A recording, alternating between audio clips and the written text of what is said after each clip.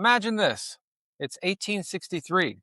You're charging straight into hell on a narrow strip of sand. Bullets are flying thicker than mosquitoes in a Houston summer. Your buddies are dropping left and right. The guy carrying the American flag gets shot down, and another, and another. What do? Most guys would die for a cover, but one man, a former slave turned sergeant, grabs that flag, plants it on the enemy's parapet, and yells something that still gives me chills today. The old flag never touched the ground. Today on History Habits, we're diving into the unbelievable true story of Sergeant William Harvey Carney and the 54th Massachusetts at Fort Wagner.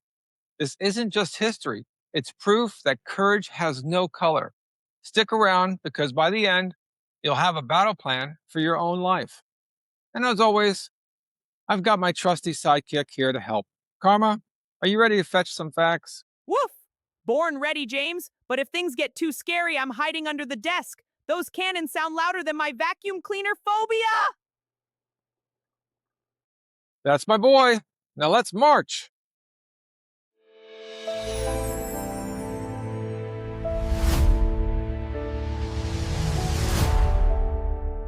William Harvey Carney was born February 29th, 1840. Yeah, a leap year, baby. Into slavery in Norfolk, Virginia. Life was brutal back then.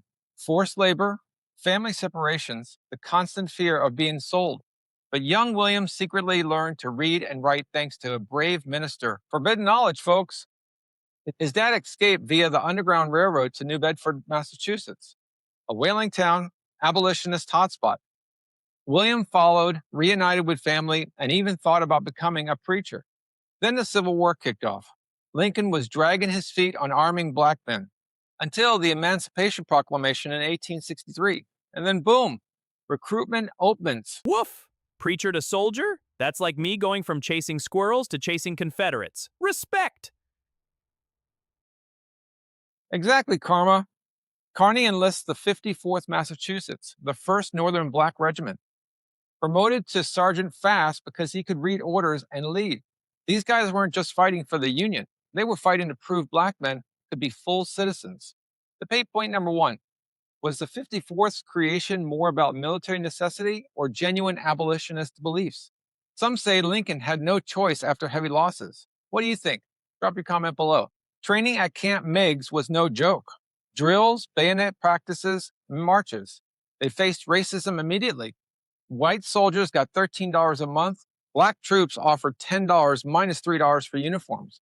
The 54th said hell no and fought without full pay for over a year until Congress fixed it. That's principle under fire. They paraded through Boston on May 28, 1863, cheered by thousands, including Douglas. Then shipped south to South Carolina, hot, buggy, disease-ridden. But these men were unbreakable. Hot and buggy? Sounds like my Houston walks in July. I'd be begging for a water break. These guys had none. Karma's got a point. They did fatigue duty, skirmishes, and proved themselves. Then came Fort Wagner. July 18th, 1863. Massive bombardment from ships and guns, but it barely dented the sand fort. About 1,700 Confederates inside, ready to go. The 54th, around 600 strong, gets the honor of leading the charge at dusk. Narrow beach, ocean on one side, marsh on the other. Perfect kill zone, unfortunately. This is the scary part. Woof woof, incoming. Colonel Robert Gould Shaw leads them. They advance at quick time, then double quick. Hell erupts, musketry, canisters shot. Shaw reaches the parapet, yells "Forward 54th," and is cut down. Color Sergeant falls. Carney, already shot in the thigh, grabs the flag, uses it as a crutch, presses his wound, climbs that sandy slope under fire, and plants it on the parapet, rallying everyone. He gets hit again, chest, arm, head grazed, but refuses help until he hands it off to another 54th man inside Union lines. He says, "Boys, I only did my duty. The old flag never touched the ground." Over 40% of the regiment casualties that night. Epic failure tactically, massive moral victory though. Never touch the ground. That's better than me not dropping my tennis ball in mud. Legend. Point of debate number 2.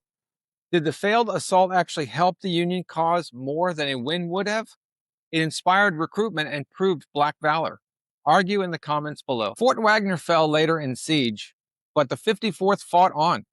Carney was discharged in 1864, wounded for life. Back in New Bedford, married, had a daughter, worked 32 plus years as a mail carrier. First black one there as well. Quiet hero. He finally was awarded the Medal of Honor in 1900 by President Roosevelt, nearly 37 years later. One of the first black soldiers. Died 1908 after an elevator accident, buried with honors. His story inspired the movie Glory and generations to come. Mail carrier by day, flag hero forever. Woof! Carney didn't wait for perfect conditions. He carried the flag when it mattered the most. Your version? The Carney Carry Protocol. Pick one big goal this quarter. Plant your flag publicly. When you get wounded by setbacks, rest 24 hours, log the lesson, and get back up and try all over again. Never let your standards touch the ground. Karma? Woof! Even I can do daily fetch without dropping the ball most days. What flag are you carrying? Comment below. Let's motivate each other. If this fired you up, smash that like button, subscribe for more history that hits differently, and share with a friend who needs some resolve. Hit the bell. We drop battles weekly. Thanks for watching History Habits. Until next time, keep that flag high. And don't forget the treats. I mean, the history